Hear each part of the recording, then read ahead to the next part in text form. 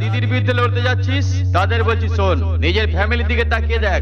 দিদির উন্নয়নও তোর ফ্যামিলির ভিতর ঢুকে আছে, তাই মিথ্যা প্রতিশ্রুতি বল, দিদির ঝান্ডা তোল, দিদির ঝান্ডা তোল, দিদির ঝান্ডা তোল। কুচবিহার থেকে কাকদ্বীপ সবাই আজ আনন্দিত, জনতার রায় দিকে দিকে নবজোয়ারে উচ্ছ্বসিত।